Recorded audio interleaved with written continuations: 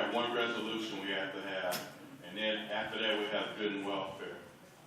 School Board President LAMAR LEMMONS. I'm sorry, we have other elected. If you have a report from the State House or the State Senate, you're more than welcome to get that. Greetings. I'm recently elected school board president. For those of you who don't know me, I served as a former state representative, and I've been a precinct delegate now for 36 years. Consistent. My name is LAMAR LEMMONS. I think we're forgetting that our school board system, our public school system, is and has been under already an emergency manager. And now we have a more benevolent emergency manager, more benevolent as opposed to Robert Bob. It's just like, it's something like having a good master and a bad master. Yeah. But of course, you don't want any master. Amen. The situation in Detroit public schools, if I may give a street analogy, is that we were set up. First of all, the state took over the district in 1999 and had control over it for almost 7 years. They shot through 125 million surplus while they were spending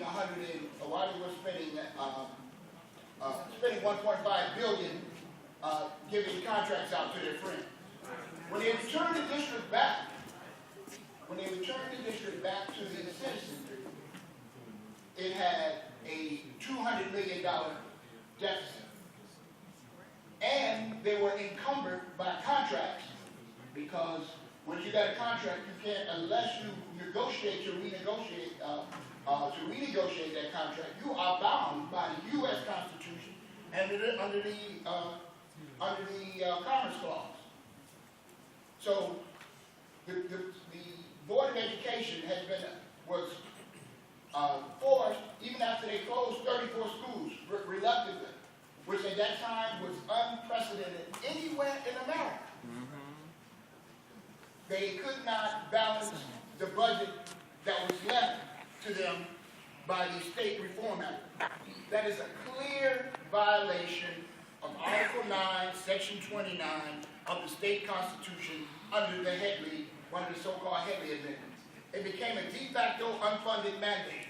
Had they came to the district and said, we've got a $300 million reform effort for Detroit, oh, and by the way, the locals will have to pay for it, it would have been clear.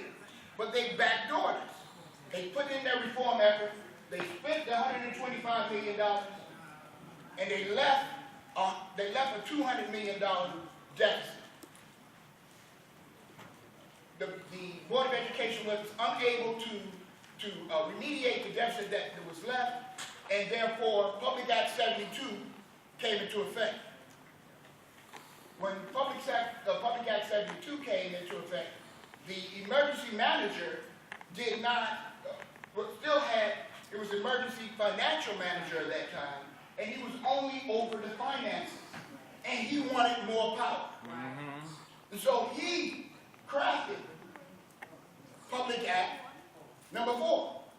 I talked to the people in the city committee. They came and reported to the Michigan Association of School Boards, which I'm also one of the board of directors. And they reported that it was crafted specifically for Detroit by Mr. Robert Bond. So he can even name the schools. He took all power, not just financial power. That's why it's unconstitutional. The state has the right to protect its financial interests, although in the school board's case, they caused the deficit. So we need, my appeal to you is that we need an attorney. And by the way, I've went to attorney after attorney. They said it's going to take a lot, but you're 100% correct. No one has told me, no attorney. I went to the governor, who was the then Governor Granholm, and she just turns red in the face and said, well, Lamar, I've done everything I could for declining enrollment. That wasn't the issue. She tried to obfuscate and deflect the question. It's a direct violation of 929. You cannot impose an unfunded mandate, and this is one of extreme magnitude, $325 million. And they keep kicking the can down the road so they can keep control. Also, by having an emergency financial manager and an emergency manager, then it's self-serving. Because the minute they're out of a job. So we've been in a perpetual state. And now they're setting up, when you hear this word from government, authority, you know they're trying to take away your authority. When Amen. you Coal Hall Authority, Airport Authority, they're taking your direct authority away. Land Bank Authority. Now we have an Education Achievement Authority. Now under the Education Achievement Authority, they're going to take the lowest 5% performing schools. Not students, schools, and the students included. So they can tap into our resources. But then if you want to take the lowest 15% of students, then you can take them, but why are you taking our resources, our schools, our buildings, all the things that we just paid for with divine money out of local tax dollars? That's right. This is the dilemma, and I need you to be outraged. We're worried about the city. They already have our children. Amen. I got your children, I got everything. Yeah. I got your future. So I'm asking you to help. And I know my time, I see you in there. I'm getting the book. I'm going to join the $100 club, but I'm going to join the next January.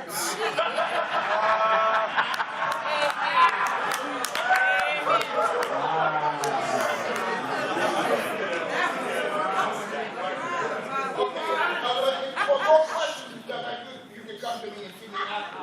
This is the dilemma. This is the fight that we're in. And I really need you. We're going to have to probably form, because the emergency manager didn't want me to become president, we're going to have to form a board in exile. Because once this is struck down as unconstitutional, and I have no doubt that it will be struck down as unconstitutional. Mr. Lemmons, Yes. the destruction of the Detroit Public Schools goes all the way back to Governor Ingram. Yes. Right. I started here. Because at that time, we had money, and by the time we was able to elect our people again, the money was gone. So all of this negative that we hear now, that we listen to, the kids in Detroit are not that dumb. No, they're not.